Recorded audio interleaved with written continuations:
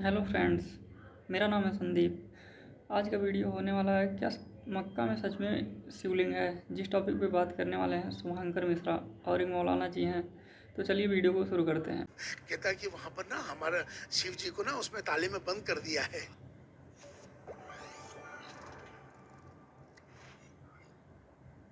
कि आमतौर पे हाँ, मुझसे बहुत सारे हैं मेरे। हाँ, मतलब कई बार लोग पूछते थे कि क्या मक्का में शिवलिंग है? हाँ, मुझसे भी पूछते हैं। मेरे से जो जुड़े लोग हैं, हिंदू हाँ, मेरे से पूछते हैं, इमाम साहब आप मक्का गए हैं? मैंने कहा हाँ बेटा मैं गया हूँ। कहता है कि वहां पर ना हमारा शिव जी को ना उसमें ताले में बंद कर दिया है। हाँ, अच्छा, मैंने कहा शिव जी को ताले में बंद किया जा सकता है? कहने लगा हाँ हाँ, ऐसा मानना है कि वो जो बैतुल्ला है उसके अंदर शिव जी को कैद कर दिया है। तो मैंने कहा नहीं बेटा, वहाँ अंदर कुछ नहीं है, वो एक कमरा है सिर्फ, जो कि साल के अंदर बादशाह 2 बार जाते हैं। बादशाह को इसलिए सऊदी अरब के जो बादशाह है उनको बादशाह नहीं कहा जाता, उनको खादिमुल हरमैन शरीफैन कहा जाता है। मोहम्मद मोहम्मद साहब की जो जहाँ मदीना है और ये जगह है, इनके वो कस्टोडियन है, तो उनको खादिम कहा जाता है, खादिमुल हरमैन शरीफैन। तो बादशाह सलामत जो भी वक्त का बादशाह होता है वो साल में 2 बार मतलब वहाँ जाता है, सीढ़ी लगती है, अंदर जाते हैं। अंदर जाने के बाद एक कमरा है और उस कमरे के अंदर वो जाके उसकी सफाई करते हैं, खुशबू लगाना, सफाई करना, साल में 2 बार। तो वहाँ उस कमरे में कुछ नहीं है, वो एक इबादत की तो जगह है। आपने क्या डिस्कवर किया कि ये सवाल क्यों आया कि मक्का के अंदर शिवलिंग है? हाँ, मुझसे चूँकि क्या है देख, हमारे यहाँ क्या ना, पता तो नहीं कि सोशल मीडिया पर ना एक बात को डाल दिया जाए तो लोग उसको बगैर पढ़े और बगैर समझे उसको मान लेते हैं। हमारे यहाँ बड़ी ऐसी धारणाएँ बनी हुई हैं और काट-काट के और भी वायरल कर देते हैं। वायरल कर देते हैं। वहाँ पर कुछ नहीं है, वो खाली उस सारी उस एक परिक्रमा करते हैं लोग, उसकी परिक्रमा करते हैं और इबादत करते हैं, बस। वहाँ पर कोई मूर्ति नहीं है। पहले हाँ होती थी, ये बात सही है, ये तो बात सही जो है। उस ज़माने में उस ज़माने में चूँकि 300 365, प्लस बुत, हाँ, हाँ 365 मूर्ति, हाँ, मतलब 365 दिन है, तो 365 मूर्तियाँ वहाँ होती थी। उस पहले हुँ, तो वहाँ से फिर उनको वो हटा दिया गया था। उसके बाद से खाली उस जगह का हुक्म आया कि इसको चूँकि उसको जो बैतुल्लाह को बनाने वाले वो भी हज़रत आदम अलैहिस्सलाम, जो पहले प्रॉफिट थे जो इस दुनिया में आए, तो सबसे पहले जगह उसी को कहा गया हुँ, कि आप एक कमरा तामीर करो। एक हुक्म आया था तो ये उन्होंने हज़रत आदम अलैहिस्सलाम जो थे प्रॉफिट थे, उन्होंने उसको तामीर किया, उसको बनाया। वो सिलसिला वहाँ से चलता आ रहा है, वो हमेशा से उस जगह की बड़ी मान्यता है। तो लोग हज के दौरान उम्रा करने लोग जाते हैं, मतलब तो वहाँ जाकर उसकी परिक्रमा करते हैं, दुआएं मांगते हैं, उसको बैतुल्लाह कहते हैं। अब जैसे आपने ज़िक्र किया 365 वहाँ पर बुत थे और मक्का की भी हमने कहानी सुनी कि शायद इनिशियली वहीं पे सबसे सारा विरोध हुआ था। उस ज़माने के जो शेख लोग थे उन्होंने विरोध किया, बाद में मक्का फ़तेह की पूरी कहानी अपनी आती है। तो ये उस वक़्त वहाँ पर जैसे मैंने पूछा 365 बुत आप ज़िक्र कर रहे हैं, ये किसकी पूजा होती थी? अपनी किसी कोई रिलीजन था? जैसे कई लोग हिंदुइज़्म में भी हो सकता है सोच लें कि हमारे देवी-देवताओं को शायद उस टाइम पूजते मुझे ऐसा ही लगता है जी। कि जिस तरह से हमारे भारत में, क्योंकि भारत से ज़्यादा समझ में कहीं और ये समझा नहीं पाएगी बात। हाँ। भारत के अंदर चूंकि क्या होता है कि हम कहते हैं ना कुल देवता हैं, हुँ, कुल देवी कुल देवता, हुँ। मतलब उनके अपने अपने, सबके अलग-अलग हाँ। सबके अपने अपने अलग अलग। हुँ, उसी तरह का शायद ये कॉन्सेप्ट रहा होगा, हुँ, लेकिन अभी वहाँ पर इस तरह का कोई कॉन्सेप्ट नहीं है। हुँ, वहाँ सिर्फ जो है एक ईश्वर की इबादत होती है हुँ। और वो ईश्वर जो निराकार है। ठीक है। मस्जिद का कॉन्सेप्ट क्या है? That's a very good question.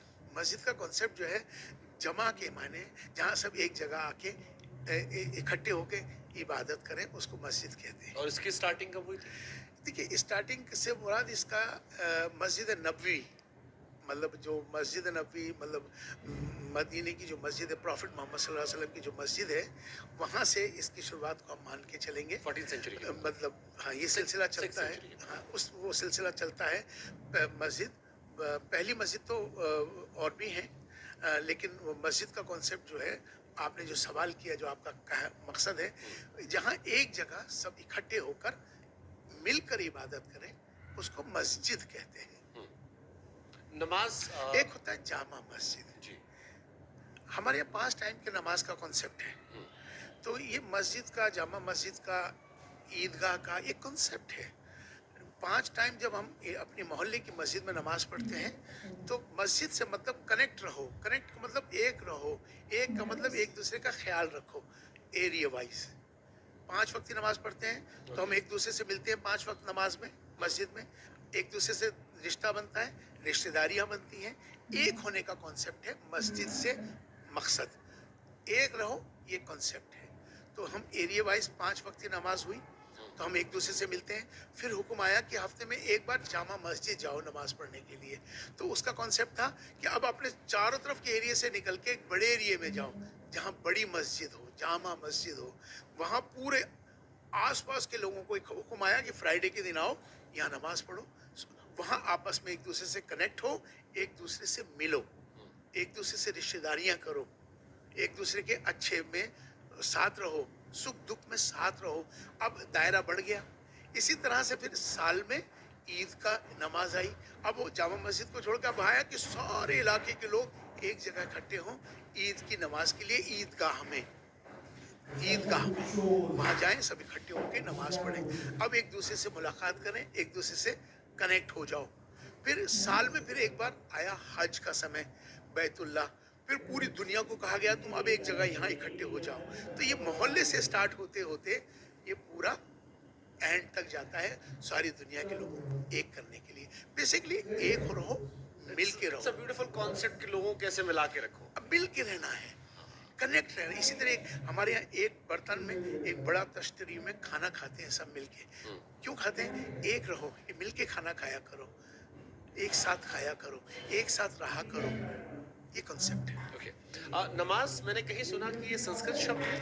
हाँ, यकीनन इस पे, चूंकि मैंने इस पे पहले भी बात रखी थी। हालांकि पूछने पहले मैं डर रहा था कि मेरे पाकिस्तान से फ्रेंड्स जो है नाराज ना हो जाए कि आप ये पाकिस्तान हर चीज को संस्कृत से जोड़ देते हैं। नहीं, पाकिस्तान वालों को समझाने की जरूरत है। असल भारत का मुसलमान तो समझाया हुआ है, उन्हीं को असल जरूरत है।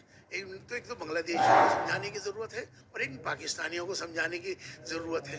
ये जिस दिन ये समझ जाएंगे ना तो उस दिन सब कुछ बढ़िया हो जाएगा। अब आते हैं नमाज की तरफ। तो नमाज क्या है? बेसिकली नमाज जो है फारसी का भी एक शब्द है, लेकिन असल शब्द ये संस्कृत का शब्द है। देखिए, नमाज को तो वो पहले भी जानते हैं, चूंकि ये सब भारत के हिस्सा है। वो जो आज पाकिस्तान एक बॉर्डर एक लाइन खिंच गई है ना, वो एक अलग बात है ना, लेकिन हैं तो सब एक ही। बांग्लादेश एक लाइन खिंच गई है, लेकिन हैं तो सब एक ही और एक ही है ना। हमारे संस्कार, हमारी संस्कृति तो एक ही है ना, हमारी संस्कृति एक ही है, अलग नहीं है। तो हमारा रहना, खाना, पीना, चलना, एक जुबान, वो सब एक ही है। तो अरबी में कहते हैं सलाह, अरबी में कहते हैं सलाह, संस्कृत में कहते हैं नमाज। नमः माने झुकना, अज माने ईश्वर, ईश्वर के सामने सरेंडर होना, ईश्वर के सामने झुकना, उसको नमाज कहते हैं। नमा माने झुकना, अज माने ईश्वर, ईश्वर के सामने झुकना, ईश्वर के सामने सरेंडर होना, उसे नमाज कहते हैं। वैसे तो आप भी नमाज पढ़ते हैं, नमाज तो हर आस्तिक पढ़ता है। जो आस्तिक है किसी भी फॉर्म के सामने आप झुक रहे हैं, यकीनन उसी को तो नमाज कहते हैं।